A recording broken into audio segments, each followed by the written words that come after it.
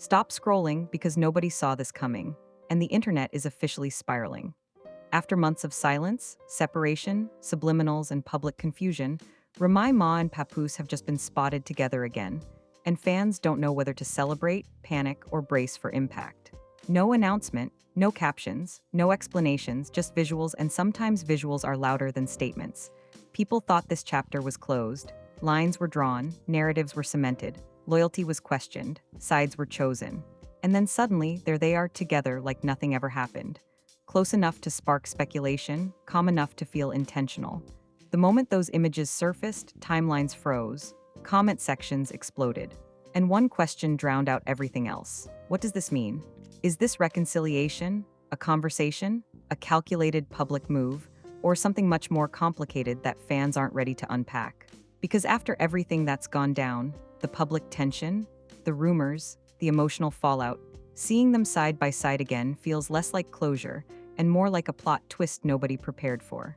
Some fans are calling it love surviving chaos. Others are calling it confusing, dangerous, or performative. And a growing group is asking the most uncomfortable question of all: was everything we thought we knew wrong?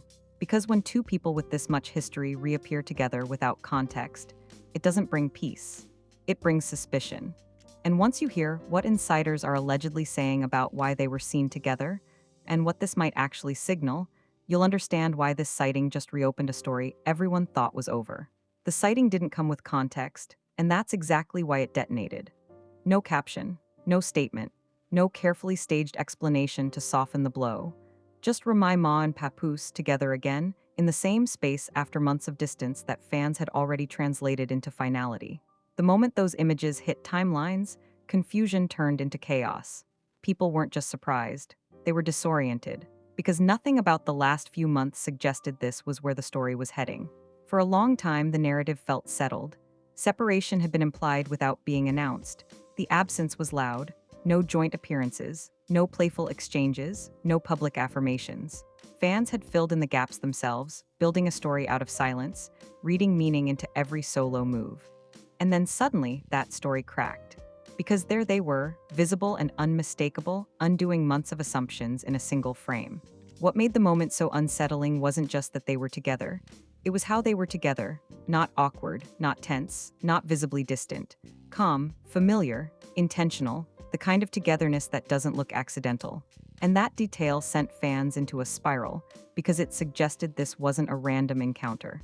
This was a choice. People immediately began asking where and why. Was it a private conversation that accidentally went public? A family obligation? A business-related meeting that blurred lines? Or something far more personal that fans weren't meant to decode yet? Insiders started whispering that the meeting wasn't spontaneous at all, that it had been planned quietly, away from cameras, until someone spotted them and the illusion of privacy shattered. The timing made it worse.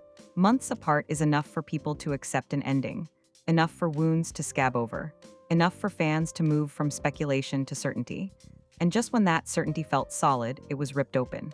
People who had defended one side over the other suddenly didn't know what to say. People who had chosen narratives now had to sit with the possibility that they never had the full picture. Comment sections split instantly. One side celebrated, calling it proof that real love doesn't die quietly, that marriages go through storms the public doesn't understand, that reconciliation doesn't always come with an announcement. The other side was furious, accusing both of them of playing with public perception, of reopening wounds, of confusing fans who had invested emotionally in what they thought was a clear break. Then came the deeper discomfort. If they were together again, what did that mean about everything that had been said, implied, or assumed before? Were the rumors exaggerated? Were the tensions real but unresolved? Or was this simply two people navigating something complicated in the least transparent way possible? The sighting didn't answer questions, it multiplied them. Fans began revisiting old moments immediately. Interviews, lyrics, posts that once felt like subtle shade were now reinterpreted as misdirection. Silence that was once read as distance now looked like privacy. Every past assumption suddenly felt unstable. And that instability made people uneasy, because nobody likes realizing they might have been confidently wrong. Insiders claiming knowledge of the situation began hinting that the reunion, if that's what it was, didn't mean everything was fixed. They suggested this was a conversation, not a resolution. A step, not a destination. According to these whispers, unresolved issues still loomed large, and seeing each other again didn't magically erase months of strain. If anything, it confirmed how unfinished the story really was. What added fuel to the fire was how both Remy and Papoose handled the aftermath publicly. They didn't rush to explain, they didn't deny, they didn't confirm. They let the images speak for themselves, and that silence felt deliberate. In celebrity culture, refusing to clarify is often a strategy. It keeps attention high, it keeps speculation alive, and it keeps speculation profitable. Fans started debating whether this was fair. Some argued that they owed no one an explanation, that relationships aren't content. Others pushed back hard, saying that once you've allowed your relationship to be part of the public narrative for years, sudden secrecy feels manipulative. That debate turned heated because it wasn't really about them anymore. It was about boundaries between public figures and public investment. The confusion deepened when people noticed how natural the sighting looked. No body language suggesting discomfort. No visible attempt to avoid being seen. That detail alone convinced many that this wasn't a mistake, it was intentional visibility. And intentional visibility always carries a message, even if that message isn't spoken. Speculation about motives exploded. Some said this was about closure. Others said it was about reconciliation. A darker theory suggested it was about controlling the narrative, reasserting unity after months of damaging speculation. And then there were those who believed it was none of the above, that it was simply two people who never truly separated, just retreated from public view. What made fans restless was the lack of a clear emotional cue. Usually, sightings like this come with some signal, a smile, a handhold, a statement released shortly after. This time there was nothing, just presence. And presence without explanation is unsettling because it forces people to sit in uncertainty. The sighting didn't bring relief, it brought tension. It reopened conversations people thought were done. It made fans question their loyalty, their interpretations, their confidence in reading signs. And it reminded everyone of a hard truth about celebrity relationships. The public only ever sees fragments, and fragments are dangerous when stitched into certainty. By the end of the day, one thing was clear. This wasn't closure. This was escalation disguised as calm. Seeing Remy Ma and Papoose together again didn't end the story. It cracked it wide open. And whatever this moment actually represents, reunion, reckoning, or something far more complicated, it guaranteed that the next move would be watched even more closely than the last. The confusion didn't fade overnight, it intensified. As the images circulated and recirculated, fans began to notice details they'd missed at first glance. The proximity, the body language, the lack of tension people had expected after months of perceived distance. This wasn't two people awkwardly crossing paths. This looked like two people who had already spoken privately and were now moving with intention. And that realization shifted the entire conversation from shock to suspicion. Speculation exploded about what had been happening behind closed doors while the public assumed separation. Had they been in contact the whole time? Were the months apart more about protecting privacy than signaling a breakup?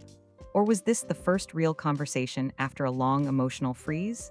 Each theory had just enough plausibility to keep it alive, and none of them could be confirmed, which made the silence from both sides feel heavier by the hour. Fans started dividing into camps. One group insisted this was proof that the internet had exaggerated everything, that rumors had spiraled without evidence, that Remy and Papoose were simply navigating a rough patch away from the spotlight and were now ready to reappear together. Another group felt almost betrayed, arguing that the public had been emotionally dragged through months of speculation, only to be left without clarity. They felt played, like participants in a story that kept changing rules without warning. Insiders claiming knowledge of the situation began feeding the chaos with carefully vague statements. One alleged this wasn't a reconciliation, but a necessary conversation about unresolved issues that couldn't be handled through intermediaries anymore. Another claimed family had pushed for a face-to-face meeting, believing distance was doing more harm than good. None of these claims were verifiable, but they all shared one theme: this sighting wasn't random. It was a response to something unresolved. What made the moment even more complicated was how it clashed with the narratives fans had grown comfortable with. Over months, people had aligned themselves emotionally. Some had defended Remy fiercely. Others had questioned Papoose's silence. Lines were drawn, arguments fought, conclusions reached. Seeing them together again forced everyone to confront an uncomfortable truth. They may have been arguing over a story that never fully existed. Social media reactions shifted from outrage to analysis. Screenshots were zoomed in, timelines reconstructed. People debated whether this was a soft launch of reconciliation or a one-off interaction that happened to go public. Some noted how neither looked defensive or guarded, which suggested familiarity hadn't eroded. Others argued that comfort doesn't equal resolution, that people can look calm even when things are deeply fractured. The lack of follow-up became the story itself. No posts clarifying the sighting, no interviews, no statements from representatives, just silence. And that silence felt calculated. In celebrity culture, withholding information is rarely accidental. It keeps attention locked, it keeps people guessing. And it allows both parties to observe reactions before deciding their next move. Fans began debating whether this was fair. Some argued that no one is owed access to a private relationship, no matter how public it's been in the past. Others countered that when a relationship has been part of branding, storytelling, and public identity for years, sudden opacity feels manipulative. That debate revealed a deeper discomfort. People didn't just want answers. They wanted emotional closure. Old wounds reopened quickly. Supporters who had spent months defending one side felt conflicted. Critics felt vindicated. Neutral observers admitted they didn't know what to think anymore. The sighting destabilized certainty, and certainty is what the internet thrives on. Without it, everything felt unsettled. Theories grew darker as well. Some speculated the appearance was strategic, meant to counter damaging narratives or shift public focus. Others believed it was about control, reclaiming the story before it hardened into something irreversible. A quieter group suggested it was simply grief management, two people realizing distance wasn't solving anything and choosing to confront reality directly. What complicated everything was how natural the moment looked. There was no visible attempt to hide, no urgency to avoid cameras. That alone convinced many this wasn't a mistake, it was visibility on purpose. And visibility without explanation reads as message, whether intended or not. The message here felt ambiguous, almost taunting in its refusal to clarify. As hours turned into days, the initial shock gave way to anticipation. People weren't angry anymore, they were waiting to see if this would be followed by another sighting, a joint appearance, a post, or complete disappearance again. The uncertainty was exhausting, and that exhaustion kept people glued to updates. Commentators began framing the moment as a turning point, not because it confirmed reconciliation, but because it proved the story was still active, still evolving, still capable of surprising everyone who thought they'd figured it out. The sighting didn't answer questions, it reset them. By the end of this phase, one thing was undeniable: the relationship narrative was no longer linear. It wasn't moving toward a clean ending or a clear reunion. It was looping, contradicting itself, resisting closure. And that resistance made fans uneasy because it suggested the truth was messier than any side wanted to admit. The sighting had done what months of silence couldn't. It reignited interest, fractured assumptions, and pulled everyone back into a story they thought they were done with. And as speculation reached a low simmer instead of a boil, the tension shifted from what happened to what happens next. By the time the third wave of reactions settled in, the confusion had evolved into something heavier: recalibration. Fans weren't just reacting anymore, they were reprocessing months of belief. The sighting had done more than surprise people. It had forced them to question how much of the story they had invented to fill the silence. And that realization was uncomfortable, because it meant the certainty so many argued with might have been an illusion all along. The conversation shifted again, this time toward control. Not control in a sinister sense, but control of narrative. People began asking who actually benefits from ambiguity like this. Was it intentional, a way to regain power over a story that had spiraled beyond reach? Or was it simply two people refusing to let the public dictate the pace of something deeply personal? The problem was that both explanations felt equally plausible, and that duality kept the tension alive. Observers started noticing how carefully nothing was happening. No confirmation, no denial, no symbolic gestures that would usually follow a reunion sighting. It was as if Remy and Papoose understood that any single move would collapse the mystery, and mystery was currently doing more work than clarity ever could. That restraint felt strategic, even if it wasn't planned that way. Speculation turned inward. Fans began revisiting their own reactions from the past few months: the outrage, the loyalty, the assumptions made with limited information. Some admitted they'd been too quick to choose sides. Others doubled down, insisting that seeing them together didn't erase whatever pain had existed before. The sighting didn't absolve anyone. It complicated everything. Insiders continued whispering, but the tone of those whispers changed. Instead of dramatic claims, they suggested emotional complexity. That unresolved issues don't vanish just because people share space again. That history doesn't reset on sight. According to these murmurs, whatever brought Remy and Papoose back into the same room was serious enough to warrant face-to-face interaction, but not simple enough to be solved quickly. That distinction mattered. Fans started noticing something else too: how calm both appeared in the images. Not joyful, not tense. Calm. That calm didn't scream reconciliation. It suggested familiarity that never fully broke. And that idea unsettled people more than a clean breakup would have, because it implied that the public might have mistaken distance for detachment when it was really discretion. At the same time, critics argued that calm can be deceptive, that people can look composed even when things are unresolved or transactional, that public appearances don't equal emotional truth. The debate stalled there, because without words from either side, every interpretation carried equal weight and equal doubt. The internet's attention began narrowing, focusing less on what the sighting meant emotionally and more on what it signaled strategically. Would there be another appearance, a joint event? Or would this remain a single, isolated moment designed to remind people that the story wasn't as simple as they thought? Each possibility carried consequences, and fans watched closely for patterns.